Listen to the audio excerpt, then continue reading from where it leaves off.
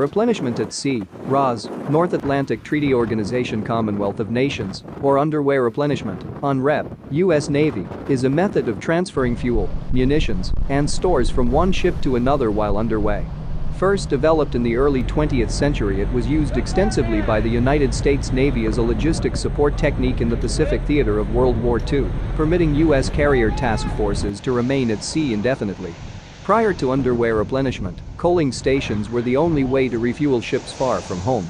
The Royal Navy had an unparalleled global logistics network of coaling stations and the world's largest collier fleet. This capability allowed the Navy to project naval power around the world and far from home ports. This had two disadvantages: the infrastructure was vulnerable to disruption or attack, and its use introduced a predictable pattern to naval operations that an enemy could exploit. One early attempts at refueling and restocking at sea had been made as early as 1870, when HMS Captain of the Channel Squadron was resupplied with coal at a rate of 5 tons per hour. The speed was too slow to be practicable, and calm weather was required to keep the neighboring ships together.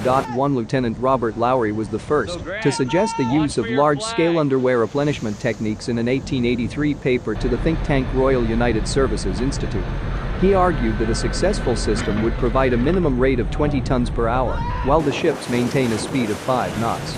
His proposal was for transfer to be effected through watertight coal carriers suspended from a cable between the two ships. Although his concept was rejected by Admiralty, the advantages of such a system were made apparent to strategists on both sides of the Atlantic. Over 20 submissions were made to the RN between 1888 and 1890 alone. 1.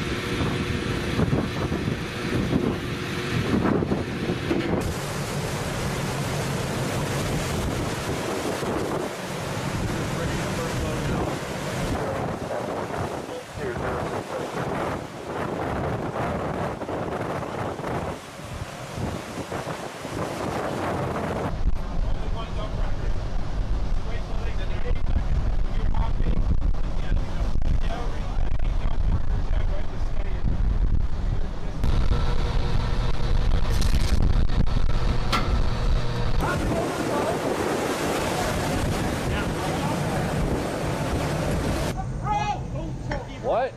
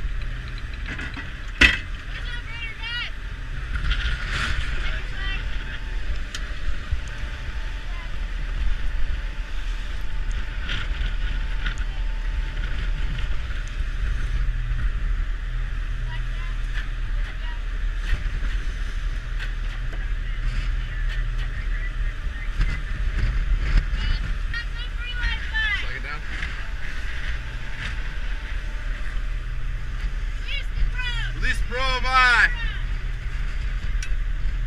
Releasing probe.